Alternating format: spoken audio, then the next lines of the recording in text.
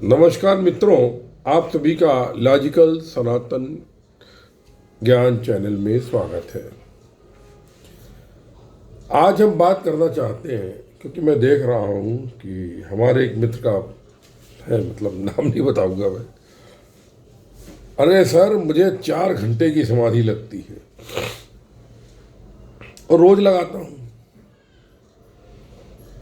मैं क्या बोलूँ, इसलिए मैं समाधि पर चर्चा करना चाहता हूं। मित्रों, पहली बात तो ये है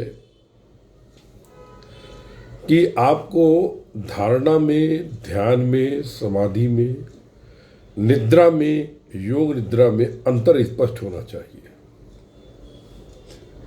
आप 6 घंटे की नींद लेके उठे और बोले हम 6 घंटे समाधि में थे, वो बात हजम नहीं होती। क्या होता है हंसी आ रही मुझे। समाधि का तात्पर्य होता है सम अधि, समय की अधि, मतलब ये समय से रिलेटेड है। इसके ऊपर मैंने काफी कुछ जानने का प्रयास किया, लेकिन नेट पर गूगल गुरु इसके विषय में बराबर जानकारी नहीं दे पाए। लेकिन हठ योग के अनुसार जब मनुष्य की मूलाधार से कुंडली शक्ति उठकर सहस्त्रार में मिलन करती है तब समाधि होती है। ये तो हठ योग बताता है। और कहीं पर दिया हुआ है कि जब देहभान समाप्त हो जाए। लेकिन मित्रों, मैं एक बात कहना चाहता हूं, ये इनमें से कोई भी समाधि नहीं है। ये दिया हुआ है लेकिन ये अपूर्ण है। हठ योग की बात तो सही है। अब हम बात करते हैं। देखिए, आप एक चीज आप खुद रियलाइज कीजिए। आप एक सपना देखते हैं, उसमें आप 10 मिनट का सपना देखते हैं, छोटी सी घटना का सपना देखते हैं, आपकी पूरी रात बीत जाती है। ठीक, मतलब समय का पैमाना दोनों में अंतर है। समय की गति भी बदल गई स्वप्न में। अब दूसरी बात देखिए, आप कभी कभी ध्यान में अगर बैठते हैं तो आपको लगता है कि हमें बैठे हुए आधा घंटा हो गया। आप आंख खोलते हैं लेकिन घड़ी में देखें 10 मिनट बीते हैं। और कभी कभी इसका उल्टा होता है। आप आंख खोलेंगे, आपको लगेगा हम आधा घंटा बैठे, घड़ी में 3 घंटे बीत जाते हैं। ये क्यों होता है? और कभी कभी हम जब मंत्र जप करते हैं या ध्यान करते हैं, कुछ करते हैं, तो अचानक हमको नींद ऐसी आने लगती है। ये क्या होता है? तो इन सब के ऊपर लोगों को जानकारी इतनी अधिक नेट पर नहीं दी हुई है। सबसे पहली बात समझिए। देखिए, जो मुझे प्रभु श्री कृष्ण ने समझाया था, दिखाया था, उसके विषय में मैं चर्चा करना चाहता हूं कि जैसे जैसे हम प्रगाढ़ होते जाते हैं ध्यान में और ऊपर की ओर जाते हैं, वैसे वैसे समय की गति, मतलब एक तरीके से आप उसको बढ़ती जाती है या घटती जाती, कोई भी आप सोचने के लिए समझिए। मतलब यह है कि धरती के 10 घंटे और वहां के 5 मिनट, ये रेशियो समझिए। तो इसको आप गति की स्पीड बढ़ना भी कह सकते हैं, गति की स्पीड घटना भी कह सकते हैं। हमारे वहां वेदों में जो स्वर्ग के समय की, ब्रह्मा के समय की, इस तरह से जो दिया हुआ है कि जैसे कि मनुष्य का 1 वर्ष देवताओं का 1 दिन होता है, देवताओं का 1 वर्ष ब्रह्मा का 1 दिन के, इस तरह होता, इस तरह से मतलब विभिन्न लेवल पर वो नेट पे दिया हुआ, वो जरूरत नहीं है। तो यहां पर क्या हो रहा है? यहां पर समय की गति बदल रही है। तो वास्तव में जब आप ध्यान करते हैं या धारणा करते हैं, समाधि का भी लेते हैं, तो आप एक तरह से उस आयाम में जाते हैं जहाँ पर गति यहाँ की गति से भिन्न है। मतलब अब आप इसको कुछ भी कह लीजिए, घटना बढ़ना, जो आपको उचित लगे कर लीजिए, क्योंकि ये कन्फ्यूज़न है। इसको क्या कहें हम कि धरती के 10 घंटे वहाँ के 5 मिनट के बराबर है, तो वहाँ की गति फास्ट है या यहाँ की गति फास्ट है? दोनों सही हैं। अब होता क्या है, आपके समाधि में कुल 11 स्टेजेस हैं, जैसा कि मुझे समझाया गया और ध्यान में दिखाया गया। 5 स्टेज जब आप लगाते हैं तो धारणा होती है पहले, मतलब आप किसी चीज़ पर कंसंट्रेशन करते हैं, फिर आप धीरे धीरे जाते हैं, फिर वो कंसंट्रेशन उस वस्तु से हटता जाता है, आप और आगे जाते हैं और आते जाते हैं। अब 5 स्टेज तक आपको देह भान रहता है, मतलब आपका देह जो है, इसमें खुजली काटी तो खुजली होती है, मतलब महसूस होती है। तो ये 5 अवस्थाएं आपकी ध्यान की अवस्थाएं हैं। अब मैंने क्या बताया कि कभी कभी आप ध्यान करते हैं तो वहाँ के 5 मिनट आपको बाहर का 3 घंटे लगते हैं, कभी कभी यहाँ के 5 मिनट वहाँ 3 घंटे लगते हैं। क्यों? यदि आपका चित्त जगत में लगा हुआ है,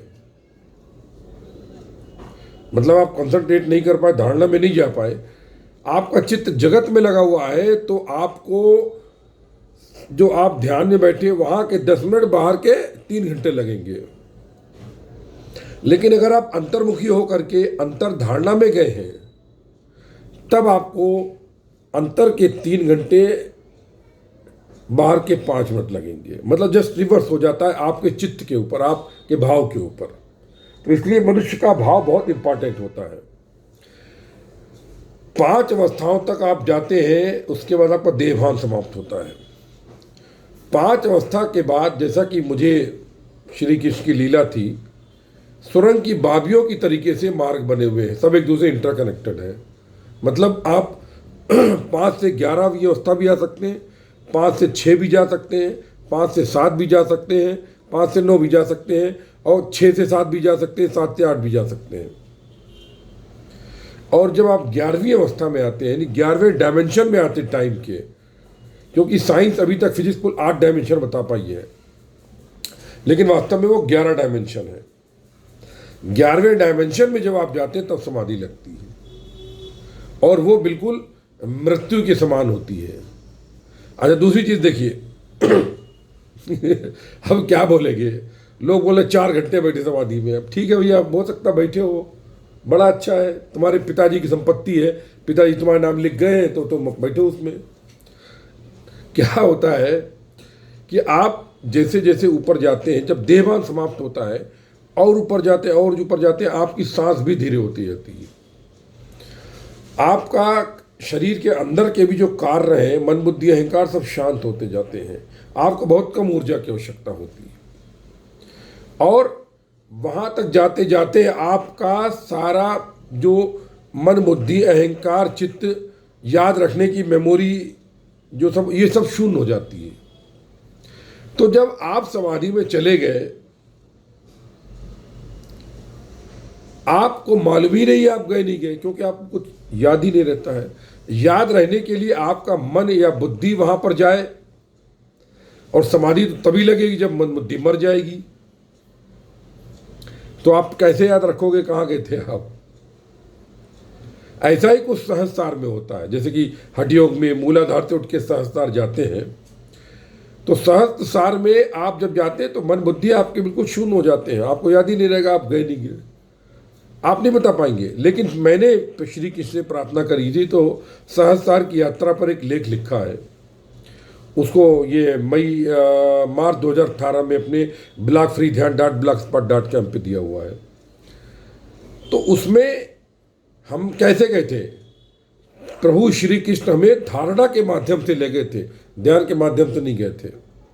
हम बाहर रहे, हम सहस्त्रार चक्र में नहीं गए, बाहर से देखते रहे चक्र में क्या है क्या नहीं हो सकता है, और चक्र का थोड़ा बहुत जो वर्णन किया वो हमें इंटरनेट पर थोड़ा बहुत रेफरेंस का मिला, क्योंकि हम वहाँ पर मन बुद्धि के साथ धारणा में गए थे, एक दर्शक की तरीके देख के आ गए, हम उसमें लिप्त नहीं थे। क्योंकि समाधि में अगर आप जाते हैं तो आपको याद ही नहीं रहता कुछ, आपने क्या किया क्या नहीं किया। कुछ अर्थों में अगर आप साधन में बैठते हैं, मैं साधन की बात कर रहा हूँ, साधना की नहीं, क्योंकि साधना मैंने पहली की थी और कुंडली जागरण के बाद साधन होता है, ये मैं बता चुका हूँ। साधन करते करते अगर कभी सो जाते हैं तो सपने में रात कैसे बीती मालूम नहीं पड़ता है। सुबह में आंख खुली तो देखा कि हम सूरज निकल चुका है, बाकी हम बंद रहे, आंख बंद किए रहे। हमने उसमें क्या देखा सपना, क्या नहीं देखा, कुछ मालूम नहीं पड़ता है। हो सकता है वो समाधि हो सकता है, क्योंकि वहां पर हमने कुछ अगर देखा नहीं देखा कुछ याद नहीं है, मेमोरी में कुछ है ही नहीं, वो समय ही एक तरह से जीवन से निकल जाता है। तो हो सकता है वो समाधि का हो, नहीं कह सकता, मैं नहीं दावा करता हूं कि मुझे समाधि लगी नहीं लगी, लेकिन ये होता है बेसिकली। अब आप रोज 4 घंटे बैठ रहे प्रभु की लीला मन आपका जगत में भ्रमण कर रहा है, आपको याद है कि 4 घंटे हैं, तो महाराज वो समाधि है ही नहीं।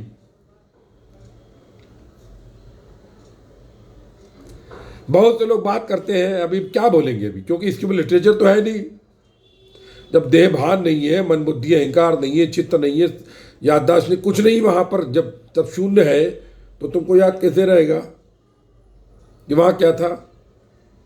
अब कुछ भी फेंको, एक आती है साहब भाव समाधि, ओहो भाव समाधि, अरे तेल ले गया भाव समाधि, ये क्या होता है? दृष्टा भाव को तुम कह लो भाव समाधि, वाह वाह वाह वाह वाह। समाधि नहीं, खाला का घर हो गया है, जो चाहे वो जाता है। ढंग की नींद आ जाए समाधि तो आजकल ये जो फैशन चल रही है, कुंडली जागरण, वाह वाह वाह वाह वाह वाह, खुद की जगह नहीं है दुनिया के। ऐसे ऐसे लोग हंसी आती मुझे बात फोन करते, खुद की जगह नहीं है, खुद को अनुभव नहीं है। एक मिथ्यात बात हुई कि मैंने तो ये पढ़ा, मैंने वो पढ़ा, मैंने वो पढ़ा, नाम नहीं लूंगा मैं, मेरे परम मित्र हैं, बुरा मान जाएंगे, बंगाली बाबू हैं, HBTI के प्रोडक्ट नहीं बता दूंगा मैंने ये पढ़ लिया, मैंने वो सांख्य पढ़ लिया, मैंने गीता पढ़ी है वाली। मैंने कहा अच्छा ये कर्म योग पढ़ लिया, मैंने उस पर नोट्स बना लिए, मैं बुक लिख रहा हूँ, मैंने ज्ञान योग कर लिया, मैंने वो ध्यान योग कर लिया। वो मैंने कहा भगवत गीता में ध्यान योग, उसमें भक्ति योग क्यों? नहीं ध्यान योग अलग है। फिर मैंने कहा अच्छा ये बताओ, तो नहीं वो जहाँ पर ये शांत होता है, चाहिए ये होता वो होता। हमने कहा वो अवस्था पहुँचते कैसे हैं? कह लगे वो तो मंत्र जप के दौरान। हमने कहा मंत्र जप क्या है? नवदा भक्ति का हिस्सा नहीं है। मंत्र जाप मोहि दृढ़ श्वासा पंचम भक्ति वेद प्रकाशा। तुम कहाँ बचोगे? अब तुमको मैंने कहा ये तो योग क्या है? योग तो ये है कि जब वो चित्त में ये होता है वो होता है। मैंने कहा योग के लक्षण है, ये योग नहीं है। नहीं बता पाए परिभाषा योग की, और वो योग पर किताब लिख रहे हैं। तमाम उपनिषद, पहले उपनिषद पढ़ लिए मैंने, वेद पढ़ लिए मैंने, सांख्य पे कर लिया मैंने, ईशोपनिषद पढ़ लिया, अभी मैं किताब लिख रहा हूँ, छप के आ जाएगी। क्या बोले हम? योग की परिभाषा को तुम परिभाषित नहीं कर पा रहे हो और तुम योग की किताब लिख रहे हो। और फिर उस किताब का लोग अगर चल गई, सब प्रभु की लीला है, तो उसका लोग रेफरेंस देंगे योग क्या होता है। वाह वाह वाह वाह वाह, योग क्या होता है ये दुनिया में चल रहा है सब। ऐसे ही समाधि पर ढंग की नींद आई, हम समाधि में थे, अब भाव समाधि लगा दी हमारी, ध्यान समाधि लगा दी हमारी। अब जो भी चीज में बको, किसी को पता है क्या कुछ? बस यही मैं बताना चाहता हूं अंत में कि समय की डायमेंशन से के द्वारा सब कुछ एक्सप्लेन होता है। इसीलिए आज एक ने लोक पर पूछा था, मैंने लोक के ऊपर एक क्लिप डाला है कि वहां पर समय बदलते रहते हैं, और जो चूंकि टाइम की स्पीड बदलती है तो वहां की एनर्जी बदलती है, H plank of news frequency. तो आप जब शरीर त्यागते हैं तो आप किस डायमेंशन में जाकर, जैसे मान लीजिए आप ध्यान की अवस्था में शरीर आपका त्याग दिया तो आपकी फ्रीक्वेंसी बहुत हाई आएगी, आप सीधे किसी बहुत ऊपर लोक में चले जाएंगे। क्योंकि फ्रीक्वेंसी चेंज हो गई आपकी वहां पर। तो समय की जब गति बदलती है तो फ्रीक्वेंसी भी बदलती है। इसीलिए प्रयास ये करना चाहिए, हम ध्यान के द्वारा जब अंतर्मुखी हो जाते हैं, अंदर जाते हैं, तो हमारे शरीर पर सकारात्मक प्रभाव पड़ते हैं। हमारे चेहरे पे तेज बना रहेगा, कांति बनी रहेगी, बाल भी, मेरा तो ये अनुभव है, जो संस्कृत पढ़ने वाले जान वाले, उनके बाल भी पूरे मौजूद रहते हैं, बाल भी काले रहेंगे, सब रहेंगे आपके, डाई की आवश्यकता नहीं पड़ेगी आपको, बाल पूरे रहेंगे। ये होता है मतलब बेसिकली। तो फिजिक्स वाले केवल ये समझे कि टाइम के डायमेंशन में आपको जाना है, और वो आंख बंद करके अंतर्मुखी होकर के, अंतर्मुखी मैंने लेख लिखा है मेरे ब्लॉग पर, किस तरीके से अंतर्मुखी होते, आंख से, नाक से, मुंह से, कान से, मंत्र जप से, मतलब तमाम तरीके अंतर्मुखी तरीके, वो क्लिप मेरा पड़ा हुआ अंतर्मुखी को, 4 भागों में अंतर्मुखी होने के 4 तरीके हैं। वो अंतर्मुखी हो जाएंगे, फिर आपके अंदर जब ध्यान आएगा, धारणा के माध्यम से आप ध्यान प्रगाढ़ करेंगे, ध्यान में आप और 11वें द्वार पर जाएंगे, तब आपकी समाधि लगेगी। उसके आगे मृत्यु है और कुछ नहीं है। जय गुरुदेव, जय महाकाली। आप सभी उपस्थित परम ब्रह्म को नमस्कार करता हूं। सर्वत्र ब्रह्म, सर्वस्व ब्रह्म।